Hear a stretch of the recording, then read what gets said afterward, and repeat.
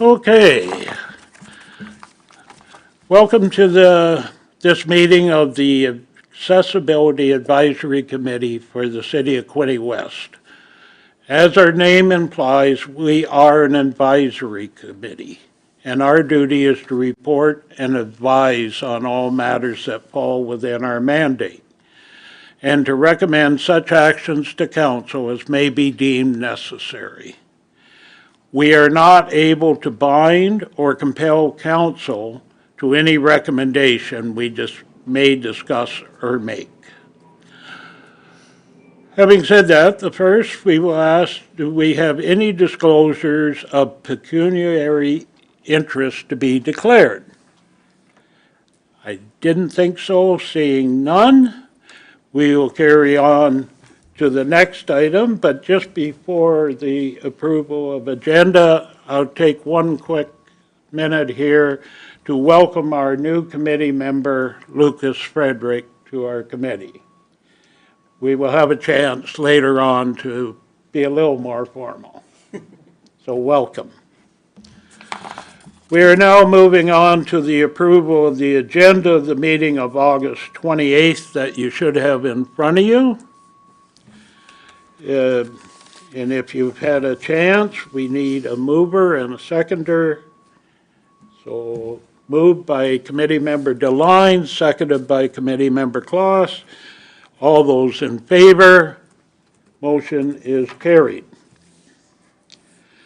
The next is the approval of the minutes of the meeting of May 29th. And you should have them also in front of you. And most were here, but do you want a minute to look at it, Lucas, or? It's okay. So we need a mover, moved by Committee Member Robbins, seconded by Committee Member DeLine. All those in favor, motion is carried.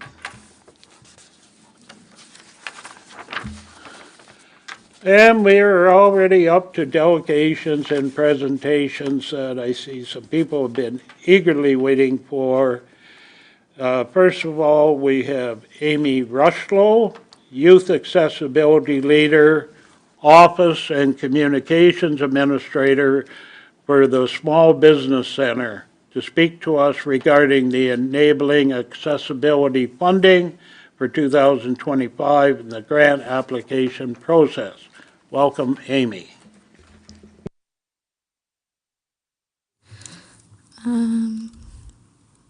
Okay, there's the slides. Oops.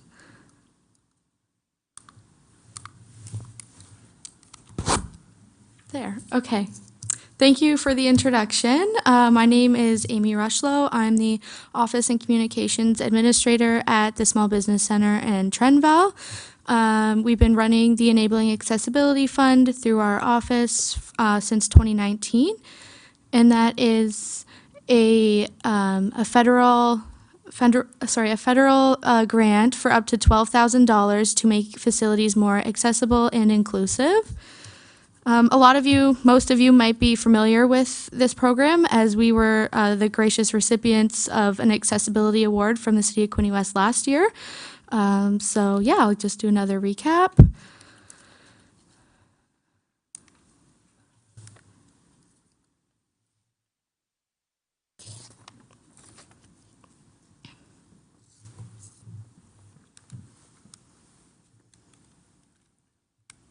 Oh, okay, there we go.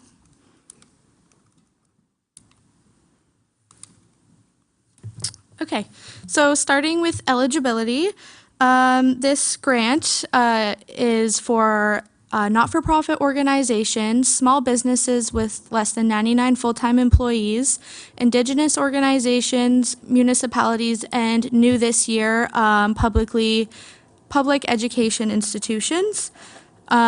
Unfortunately, you are not eligible for this funding if you are a federal or provincial government or a public healthcare facility. There are two streams of funding that you can apply for. The first is the workplace accessibility stream, and this is to equip your employees with the tools that they need to function in the workplace properly. This cannot be used to just benefit one singular person, but the organization overall, as well as any future employees. And the second stream, which is more common, is the community accessibility stream, which is to assist the whole community at large with accessing your facilities. So here are some project ideas that have been done in the past. Most commonly, we see people applying for the accessible push buttons on doors, wheelchair ramps, and audio-visual equipment. But we have also seen some more unique projects such as sensory rooms, adaptive sports equipment, and raised garden beds. So yeah, there's a long list there of some potential ideas, and if you're ever interested on whether or not your project is eligible, feel free to always contact me and we can go through the applicant guide. Here are some eligible costs. There is an extensive list of eligible and ineligible costs in the guide, but some of the main ones are materials, supplies, and labor for renovations, construction, or retrofit, assistive technology and adaptive technology, purchase of adaptive sports equipment, accessible accessories and furniture, web design, and shipping costs, to name a few.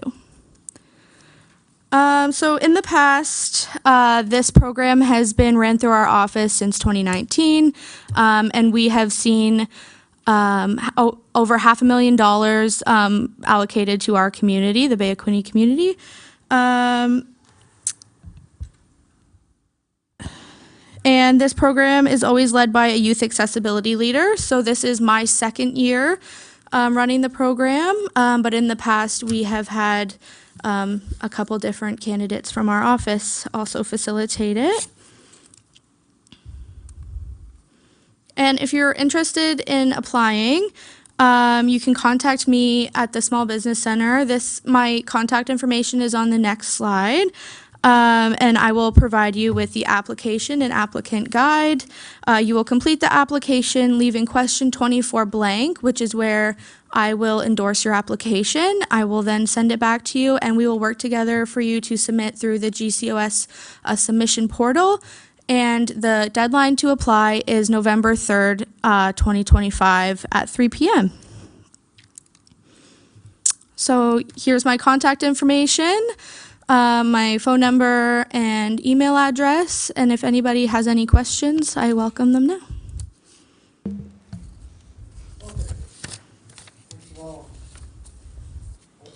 Sorry. First of all, thank you for your presentation. And now we'll ask the committee if they have any comments or questions for Amy. Councillor Sharp. Thank you, Mr. Chair, and thank you, Amy, and thank you for coming with this great opportunity for us and others. The question I have may not be related to us as a municipality who is eligible, and hopefully we can have a project here to be considered. This is available for not-for-profit organizations, and just out of interest, how are you reaching the local not-for-profits about this fund? So this is one of my attempts Okay. to hopefully get the message out. Last year, I was able to speak at the council meeting, so that helped. And then also just press releases, our weekly e-newsletter, and we are running some not-for-profit training courses through the Small Business Center and Trenval coming up here, so this will be mentioned to them then as well. Okay, so just a thought, we have council next Wednesday. Okay. I'd be happy to share it, but if you did come and you wanted to be under public input, because I think our agenda's now out, but just so we can get this out to the community, it's such a great program. Absolutely, And yeah. But I'd be happy to do that if you can't attend. Okay, yeah, thanks. I will double check my schedule, but I would be really appreciative of the opportunity. Because we have a lot of nonprofits, as the committee knows, watch our show, or our meetings. And if I could, Mr. Chair, one more question, or do you want to go around first? I was going to go around, see if Okay. anybody else had any questions or comments. Committee Member Robbins. Hi, Amy. Thank you for coming and sharing this about Trentville and this opportunity for people in nonprofit. I'm wondering, is this something that is cyclical, so it has to be applied for every November, or is this just this November? So this is a program that is ran yearly. So in this case, it would just be like the deadline's this November, and then we would wait to hear if the program will be running again next year, and we will do another intake then. Okay, thank you very much. Any further questions or comments? Committee Member Kloss. Thank you for coming, Amy. Thank you. I didn't know about this before, and I've been in nonprofit for a long time. Oh, wow. Well, you can't hear it all, right? Yeah. There's a lot. So thank you very much for coming. And if you need help getting the information out to the community, I know people here will, and I know others in the community would be happy to help. You just say the word. Thank you so much. Okay, any further questions, comments?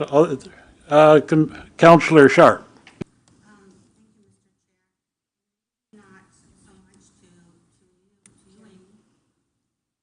Oh, sorry. Thank you, Mr. Chair.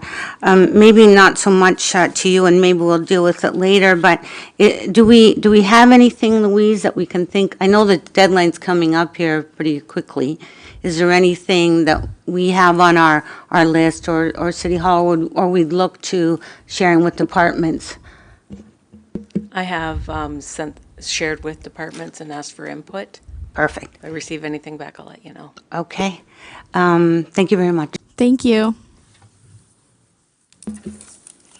Seeing no further questions or comments on behalf of the chair, thank you very much for your presentation. Thank you. We will now move to our next speaker, Jennifer Rushlow of the Tourism Development Officer for the City of Quinte West, who will speak to us regarding Quinte West Tourism Way Funding Strategy. Thank you, Chair Smith, for allowing me to speak today. Good afternoon. My name is Jennifer Rushlow. I'm the Tourism Development Officer here at the City. I'm here today to give you a quick update on the tourism wayfinding strategy that we're currently working on and how accessibility has been a priority within the project. In 2021, the Economic Development and Tourism Department completed a tourism development strategy. As part of its pillar of market readiness, the strategy identified that the city should develop a pay-to-play tourism business directional signage program, improve public wayfinding signage, and use sidewalk and street markings to lead tourists from the Trentport Marina into the downtown. So jump ahead a couple of years, and in August of 2024, last year, our department secured the services of a company called Plural to complete a tourism wayfinding strategy for the city. There will be a presentation by the consultant and report recommending its approval at the council meeting in October. And so although the project is still currently in draft format, my comments this afternoon outline initiatives being incorporated into the plan to enhance accessibility within our wayfinding system. A core objective of the strategy is to simplify and organize wayfinding while ensuring it's accessible to diverse community members. Our foundational research identified accessibility as a key issue to address, emphasizing the importance of inclusivity and accessibility in wayfinding signage and navigational systems.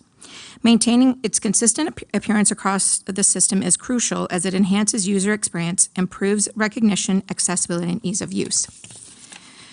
To support non-English speaking populations and to enhance comprehension, the use of universal icons will be prioritized to reduce sign messaging. Coordinating directional signage with sign promotion will also demonstrate a commitment to providing an inclusive visitor experience. Feedback from local tourism business owners highlighted the desire for an affordable signage program that ensured high-quality, accessible, and consistent signage. Specific design and implementation standards that are being adopted to ensure this accessibility are symbols. Standardized symbols will be used to represent amenities, including a specific symbol for wheelchair accessible restrooms, for example, and just general wheelchair accessible places. We'll also refer to Ontario provincial standards and icons for additional symbols like information booths, like water features, that type of thing. Contrast. Contrast plays a vital role in the effectiveness of wayfinding signage by ensuring that information is clear, legible, and accessible to all users. High contrast between text and background allows signage to be easily read from a distance and in a variety of lighting conditions, including low light or glare. This is especially important for people with visual impairments or color blindness, as it supports inclusive and accessible design. The typography of the signs will be of typographical standards for the wayfinding strategy will utilize AODA compliant typefaces in relation to size and font style.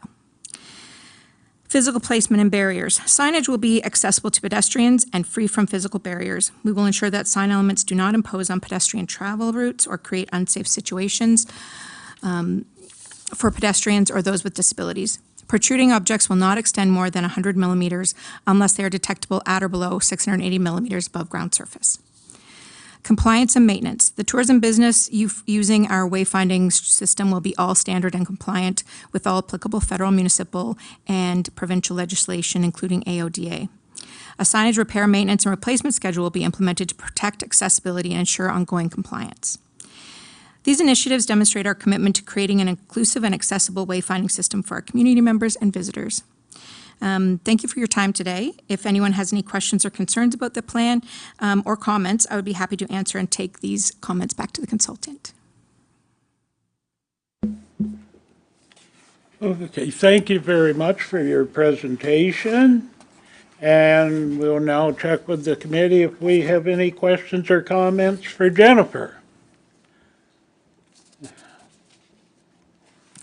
Wow, you're getting off easy today. But thank you very much for the presentation. Thank you, and I look forward to rolling this plan out and it becoming a actual come to fruition and be a great plan for everyone to utilize for their tourism. Thank you.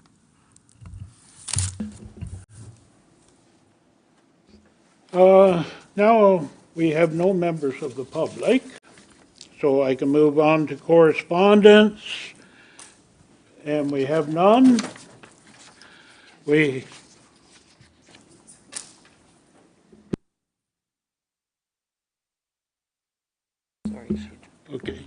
We'll go on to items for the committee's consideration, which is none, and on to new or other business, where I will start out now to officially welcome Lucas Frederick to our committee.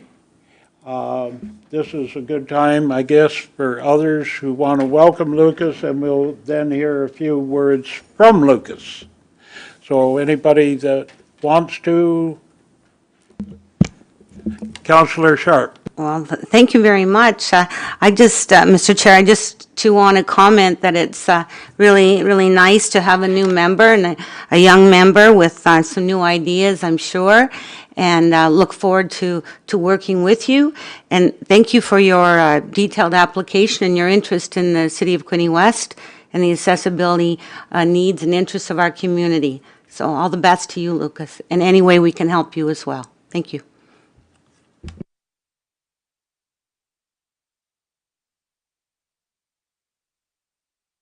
I'm sorry, didn't have it on.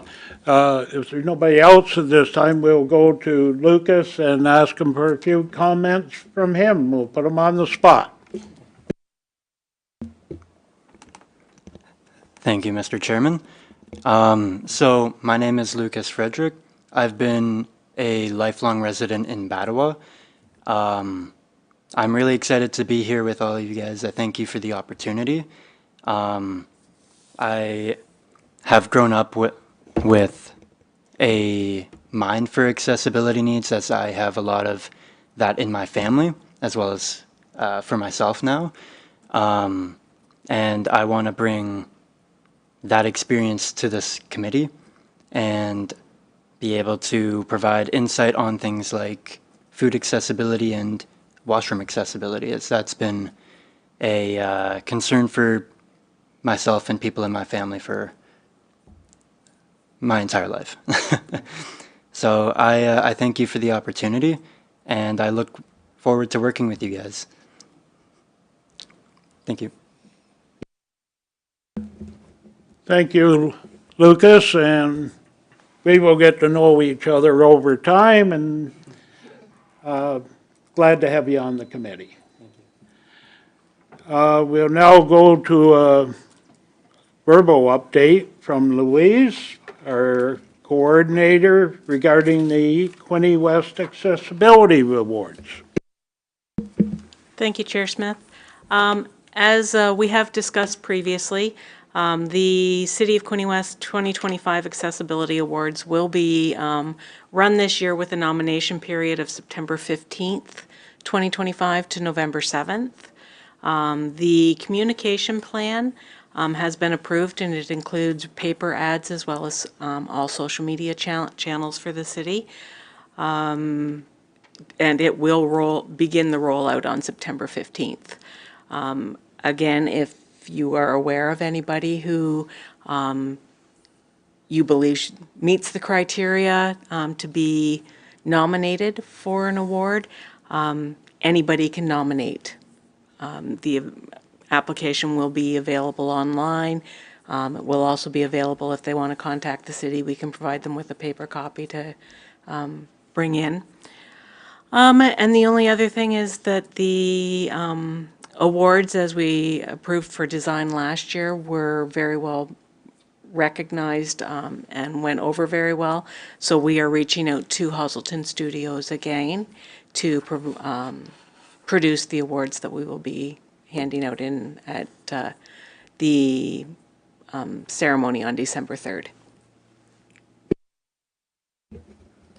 Okay, first of all, I'll ask if anybody has any questions for Louise about that topic. And seeing none, we'll now poll the committee members for comments or topics of concern.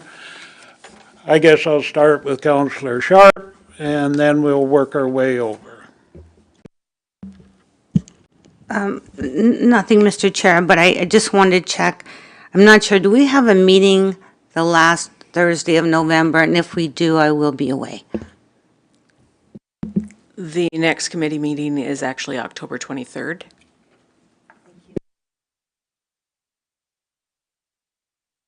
Okay, Committee Member Robbins, any, I have no concerns or comments. Thank you very much. Committee Member Klost? Just a quick comment with the moving of the, and I know it's temporary, but the moving of the Sunday evening music concerts from Fraser Park over to the amphitheater. My husband and I went once or twice. There were an awful lot of people in scooters and wheelchairs and walkers. And it just seemed to be difficult for them to access, you know, the bowl of the amphitheater, but they also, some of them were on the edge of the crown, of the bowl and the crown of the amphitheater, and it didn't look comfortable to me. It didn't look like there was enough provision for access to flatter areas, but I don't know how that would be. I don't know if that's putting more of those like beach mats or something out for people to use. But it just looked like with more and more people using scooters and accessibility accessories, then we might need to look at something in the future, the more the amphitheater will be used. And that's just a comment. I have no suggestions. Having said that, Committee Member Klost, perhaps between either Councillor Sharp or our coordinator, Louise Smith, they might be able to pass that concern on to the appropriate committee. if I could speak to that, Mr. Chair, I think that's a very interesting observation at Centennial Park, because I can just picture there isn't really a flat area, if I understand, Betty, what, and the suggestion of maybe some more of those mats, I know they're called something different, but be happy with Louise's support. We could at least share that information with Mr. Angelo and Director Grimman. And possibly, depending on funds, this may be an opportunity to utilize that grant. I do not know. I know it's only $12,000, but maybe some of these mats. But I do understand what you're saying is you park and then you're already going up the hill. And then there's nothing there. So that's, anyway, well, I'll certainly pass it on. Thank you. Committee Member Claus. It may be that it wasn't a problem for anybody else, but from where I was, it looked more challenging than it should be for an enjoyable evening. So it may be that nobody has made any official complaints, but it looked rough going. So I think we could get that passed on, at least to take a look at. Committee Member DeLine. Nothing for me, Mr. Chair. Committee Member Frederick. Nothing from me either. Okay, so sorry, Committee Member Robbins.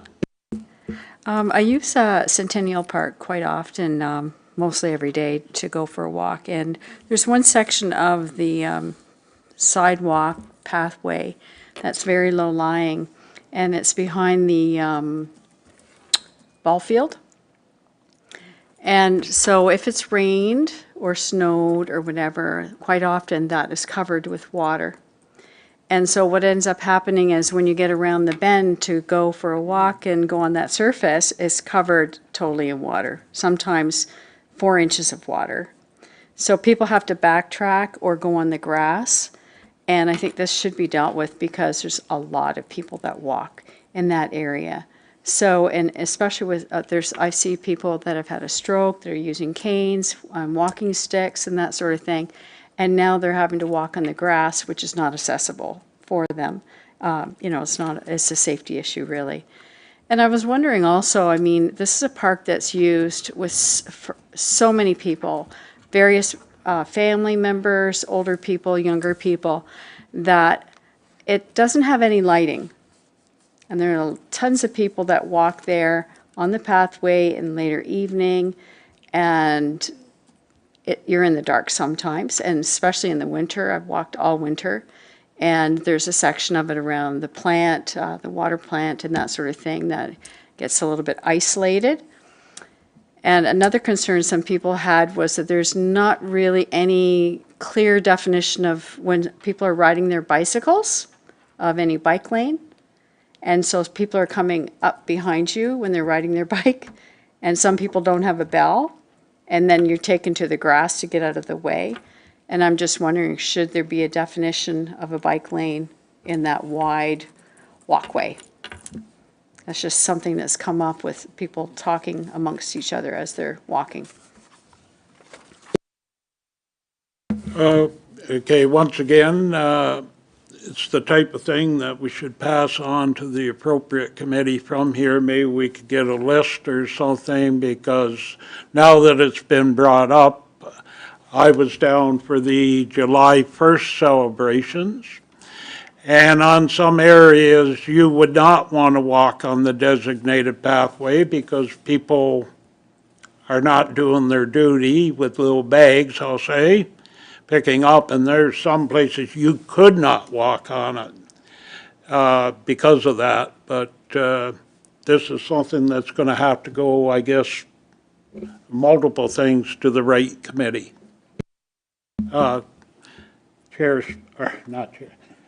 Coordinator Smith.